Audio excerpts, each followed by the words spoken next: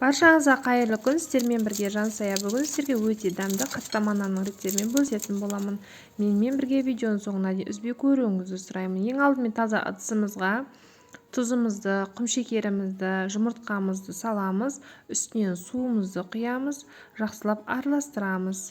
Тұзымыз, құмшекеріміз, жұмыртқамыз жақсы еріп араласуы керек.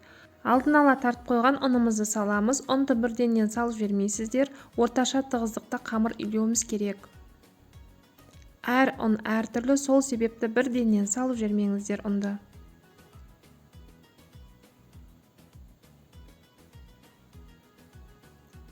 Каналыма тіркелмеген болсаңыз, каналыма тіркеліп, қазақша каналдың одан ары дамуына септігіңіз тигізіп, төменге пікіріңізді қалдырып, сонымен қатар осы видеоны достарыңызға, туысқандарыңызға жіберіп, бөлісуді ұмытпаңыз. Дәл осындай тығыздықта болады қамырымыз. Bir шетке қойып қоямыз. Енді салмасын дайындаймыз. Бізге керек көк пияз, бір бума турап аламыз. Үстінен дәміне қарай приправалар саламыз, дәмдеуіштер. Дәміне қарай тұз саламыз, шым-шым. Жақсылап араластырамыз. Bir шетке қойып қоямыз. Қамырымыз кішкене тұрды. Қамырды бір 5-10 минутқа қойып қоясыздар. Домалақтап 4 бөлікке бөлеміз қамырымызды.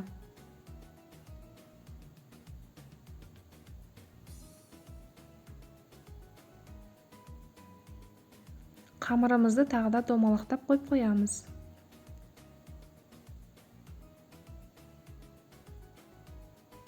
Бір бөлігін қалдырып, 3 бөлігін бір шетке қойып қоямыз, бетін жауып.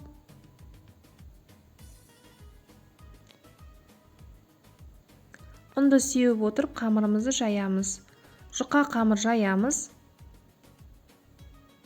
Каналыма тіркелмеген болсаңыз, каналыма тіркеліп, қазақша каналдың одан ары дамуына септігіңіз тигізіп, төменге пікіріңізді қалдырып, сонымен қатар осы видеоны достарыңызға, туысқандарыңызға жіберіп бөлісуді ұмытпаңыз.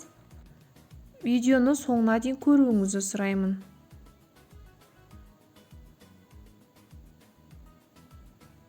Дәл осындай жұқалықта болады қамырымыз. Ұнды сеуіп, бір шетке қойып қоямыз.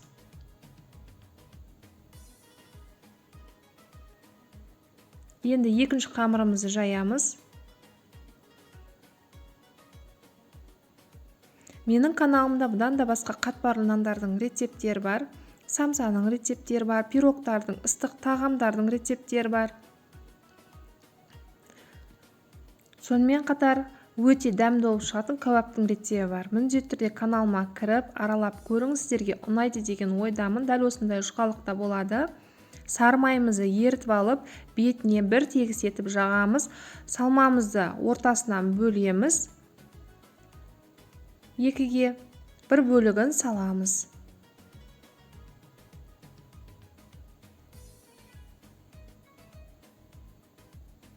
Салып болған соң, жаңағы бірінші жайған қамырымызды бетіне қоямыз.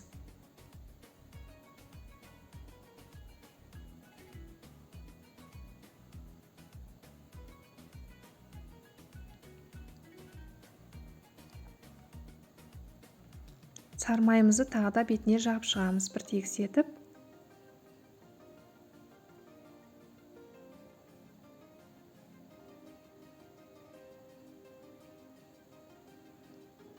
Bir шетінен бастап кесіп аламыз.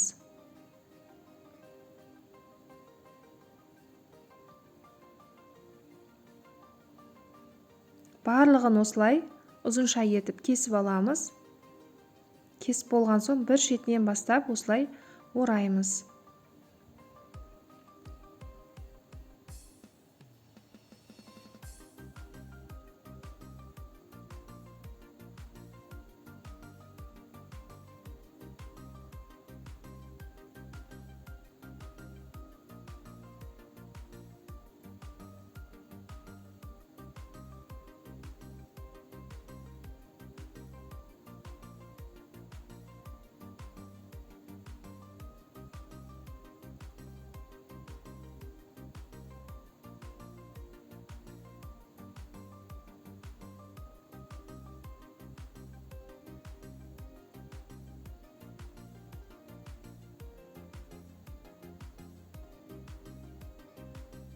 Дәл осылай орап алып, мен 6 данасын шығардым. Енді ұнды сеуіп отырып, қаттамамызды жаямыз.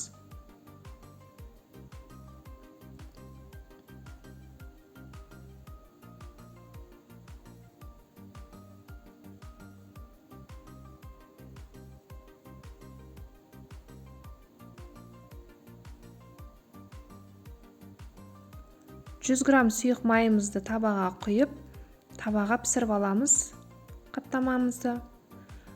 Майға пісіргілеріңіз келмесе, табаға кішкене ғана 1-2 қасық қана май құйып, бетін жауып, сарғайтып пісіріп алсаңыздар болады.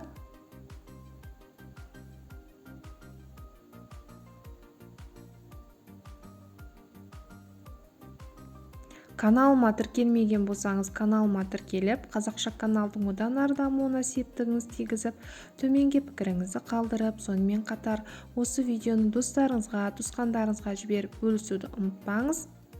Менімен бірге видеоның соңына дейін үзбей көргеніңіз үшін рахмет. Жасап көріңіз, ас болсын.